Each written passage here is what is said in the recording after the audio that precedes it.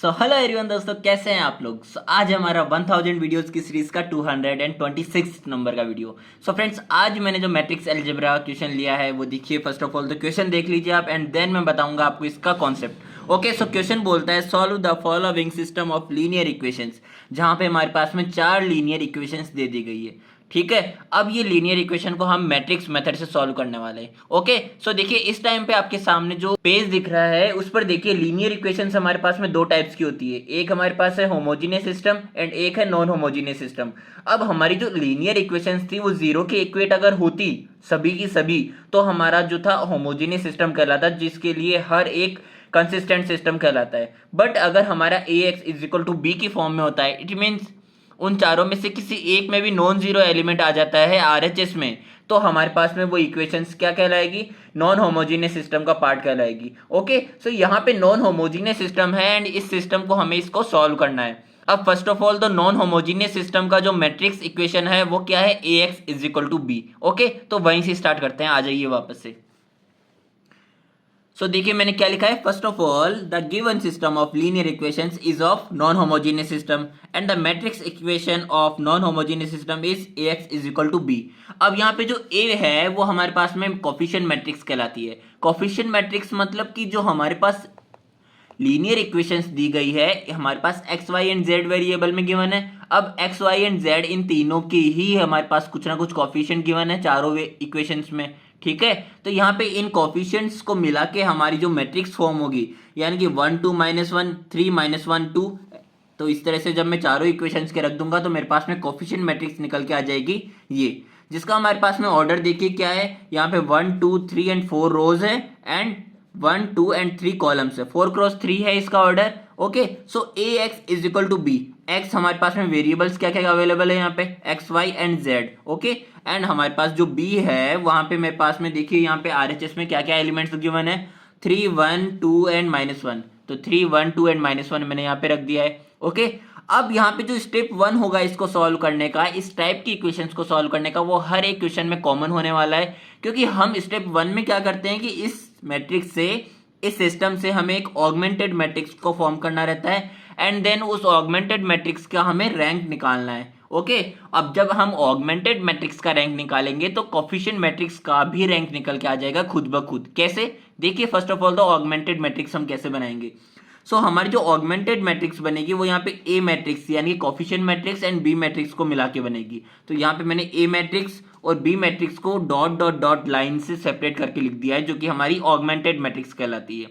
Okay, सो जब हमें यहाँ पे मैट्रिक्स का रैंक डिटरमाइन करना है तो आपको हर बार जब मैं क्वेश्चन में रैंक निकालने वाले में बताता हूँ तो आपको एक ही चीज बोलता हूँ कि जब आपको वो 1 दिख जाए तो उस 1 की हेल्प लेके आपको अनदर जो एलिमेंट्स है उनको जीरो में कन्वर्ट करना है। देखिए जब मेरे को यहाँ पे 1 दिख गया है R1 में, तो इस R1 की हेल्प से, 1 की हेल्प से मैं R2 में, यहाँ पे R2 -3 ऑफ R1 ऑपरेशन लगा के मैं इसको जीरो में कन्वर्ट कर सकता हूँ ना। क्योंकि यहाँ पे जब 3 है तो इस पूरी रो को अगर मैं 3 से मल्टीप्लाई करूँ तो इस एलिमेंट के लिए 3 - 3 0 हो जाएगा ना। ओके, एज इट इज अगर मैं R3 में भी यही ऑपरेशन लगाना चाहूँ कि R3 में इस R1 को 2 से मल्टीप्लाई करके माइनस कर दूं, यानी कि R3 - 2 ऑफ R1 लगा दूं, and as it is R4 में तो R4 - R1 लग जाएगा डायरेक्टली, क्योंकि 1 - 1 0 हो रहा है। ओके, तो यहाँ पे इन तीनों ही रोज में ये जो फर्स्ट एज एलिमेंट है, ये एज वाला एलिमेंट मैंने जीरो में कन्वर्ट कर लिया है। देखिए 0 0 and 0, and according to these operations यहाँ पे अदर वैल्यूज भी मेरे पास में चेंज हो जाएगी। ओके, अब देखिए मेरा जो नेक्स्ट टारगेट होगा वो यहाँ पे जब मेरे पास इन दोनों रोज में, इन तीनों रोज में जीरो कन्वर्ट हो चुका है, तो यहाँ पे R2 और R3 में मैंने जब ऑपरेशन लगाऊंगा तो यहाँ पे इन तीनों जो जीरोस बन चुके हैं उनमें किसी तरह का डिफॉर्मेशन नहीं होगा, क्योंकि यहाँ पे 0 - 0 या 0 + 0 अपन कुछ भी करें जीरो ही रहने वाला है। तो जब मैंने R2 में ऑपरेशन लगाया है, R2 - R3, R2 में ऑपरेशन लगाया है R2 - R3, यानी कि -7 माइनस ऑफ -6, यानी कि -7 + 6 हो जाएगा। तो यहाँ पे मेरे पास में -1 आ जाएगा, एंड यहाँ पे 5 - 5 0 हो जाएगा। तो इस 5 - 5 को 0 बनाने के लिए हमने R2 में ऑपरेशन लगाया है। ठीक है, अब देखिए नेक्स्ट स्टेप। सबसे पहले तो ये जो है -6 एंड -3 ये मल्टीपल है आपस में, तो इनको मैं जीरो फॉर्म कर सकता हूँ, यानी कि R3 में मैंने ऑपरेशन लगाना है R3 - में 6 ऑफ R2, क्योंकि यहाँ पे -1 दिख रहा है, मीन्स 1 दिख रहा है मेरे को, तो 1 से मैं इस -6 को भी 0 में कन्वर्ट कर सकता हूँ। तो R3 में ऑपरेशन लगाया है R3 -6 of R2 and as it is R4 में मैंने R2 की हेल्प से यहाँ पे R4 -3 ऑफ R2 लगा दिया है। तो यहाँ से देखिए इन दोनों के एलिमेंट्स की जगह पे मेरे पास में 0 फॉर्म हो गया है। ओके, अब देखिए यहाँ पे मैंने जब यहाँ पे 5 एंड 20 बन गया है एंड यहाँ पे 2 एंड 8 बन गया है और बाकी सारे एलिमेंट्स 0 है इन रोज में, तो यहाँ पे R3 में मैंने इसको सिंप्लीफाई किया है बाय डिवाइडिंग 5। सो R3 में ऑपरेशन लगाया R3 divided by 5। Okay, and then R4 में हमने डिवाइड किया है 2 से। तो R4 में जब मैं 2 से डिवाइड करूंगा तो यहाँ पे 1 आ जाएगा, यहाँ पे 4 आ जाएगा एंड एज इट इज यहाँ पे भी 1 आ जाएगा, यहाँ पे भी 4 आ जाएगा R3 में। ओके, सो यहाँ पे अब देखिए यहाँ पे मेरे पास में अब ये जो 1 - 1 है इसको मैं 0 में कन्वर्ट कर सकता हूँ।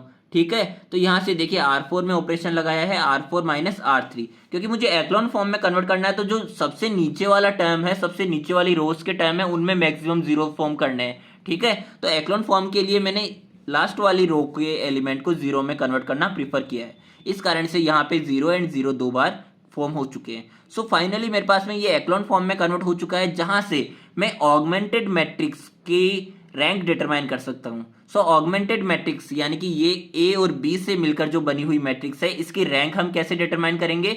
Number of non zero rose. So number of non zero रोज मेरे पास कितनी है? 3 है।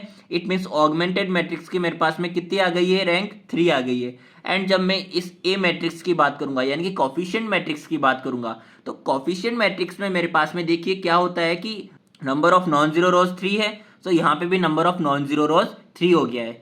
अब एक बार फिर से आपके सामने मैं वही पेज रिप्रेजेंट कर रहा हूं। देखिए इस पेज में आपको दिख रहा होगा कि यहाँ पे हमारे पास में नॉन होमोजीनियस सिस्टम में जब rank of augmented matrix and rank of coefficient matrix equal हो जाते हैं तो हमारे पास में 2 पॉसिबिलिटी फॉर्म होती है, या तो यूनिक सॉल्यूशन या फिर इनफाइनाइट नंबर ऑफ सॉल्यूशंस।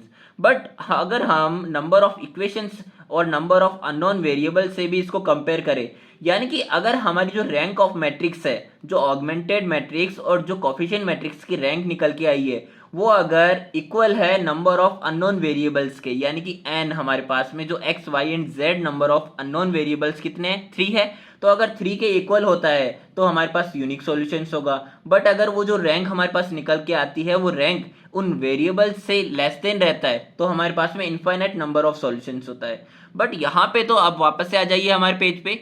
यहाँ पे तो जैसा कि मैंने कहा है, ये जो सेकंड कंडीशन है, ये सेकंड कंडीशन 3 = 3 हो रहा है, यानी कि रैंक ऑफ जो ऑगमेंटेड मैट्रिक्स है वो नंबर ऑफ अननोन वेरिएबल्स के इक्वल है, जिसके कारण मैं कह सकता हूँ कि यहाँ पे यूनिक सॉल्यूशंस फॉर्म हो रहा है। ठीक है, Hence the given system of equations has a unique solutions. Okay, अब हमें स्टेप 2 में इसका सॉल्यूशन निकालना है इस सिस्टम ऑफ लीनियर इक्वेशंस का। सो हम जब लास्ट में एक्लॉन फॉर्म जहां तक पहुंची थी हमारी एक्लॉन फॉर्म में ए मैट्रिक्स जो आई थी एंड जो बी मैट्रिक्स आई थी, इसकी वैल्यूज को हमने यहाँ पे रख दिया है ax = b की जो मैट्रिक्स इक्वेशन आई थी उसमें। ठीक है, अब यहाँ से देखिए जब हम मैट्रिक्स मल्टीप्लिकेशन सीख रहे थे तो हमारे पास में किस एलिजिबिलिटी क्राइटेरिया से हम किसी भी 2 मैट्रिक्स को मल्टीप्लाई कर सकते हैं कि अगर मेरे पास में फर्स्ट मैट्रिक्स का जो ऑर्डर है वो m × n होता है एंड सेकंड मैट्रिक्स का मेरे पास में ऑर्डर होता है n × p, यानी कि मेरे पास में फर्स्ट मैट्रिक्स के जो कॉलम्स है वो सेकंड मैट्रिक्स के रोज के इक्वल होता है, तो हमारे पास में जो रिजल्टेंट मैट्रिक्स का आएगा वो ऑर्डर आएगा m × p। तो एज इट इज यहाँ पे 4 × 3 एंड यहाँ पे 3 × 1 है, तो ये 3 और 3 कॉमन होने के चलते हमारे पास में इन दोनों मैट्रिक्स का मल्टीप्लिकेशन पॉसिबल है। ओके, जिसके कारण यहाँ पे मेरे पास में जो ऑर्डर रिजल्टेंट निकल के आएगा वो ऑर्डर क्या निकल के आएगा? 4 × 1 आएगा, जहाँ पे 4 रोज होगी एंड 1 कॉलम होगा। ओके, बट हमें यहाँ पे मैट्रिक्स फॉर्म करने से मतलब नहीं है, हम यहाँ पे डायरेक्ट मल्टीप्लाई करेंगे इन दोनों को रेस्पेक्टिवली। जो रोज हमारे पास में मल्टीप्लाई होगी, देखिए यहाँ पे अगर मैं फर्स्ट रो को इससे मल्टीप्लाई करता हूँ तो यहाँ पे मेरे पास में आ जाएगा रेस्पेक्टिव एलिमेंट्स को हम रेस्पेक्टिव एलिमेंट्स से horizontally and then vertically multiply करेंगे तो हमारे पास में आएगा x + 2y - z = 3 and as it is यहाँ पे तो 0 × x मेरे पास में 0 हो जाएगा, बट यहाँ से मेरे पास में ओनली आएगा माइनस का y = -4 and as it is जब इसको यहाँ से आप मल्टीप्लाई करेंगे तो z = आएगा मेरे पास में 4 एंड यहाँ से तो मेरे पास में कोई वैल्यूज मिलेगी ही नहीं। तो देखिए मैंने जो वैल्यूज बोली वो आपके पास में यहाँ पे लिख दी है। अब यहाँ से y की वैल्यू मेरे पास में 4 मिल गई है एंड z की वैल्यू मेरे पास में 4 मिल गई है। अब y और z की वैल्यूज को हमने जब फर्स्ट इक्वेशन में रखा तो यहाँ से मेरे पास में x की वैल्यू निकल के आ गई है -1। सो देखिए हमारे पास में एक्स वाई एंड जेड की वैल्यू भी आ गई है, जहां से हमने सिस्टम ऑफ लीनियर इक्वेशंस को सॉल्व कर लिया है कंप्लीटली। सो ये था हमारा आज का वीडियो। मिलते हैं हमारे नेक्स्ट वीडियो में। थैंक यू सो मच देखने के लिए।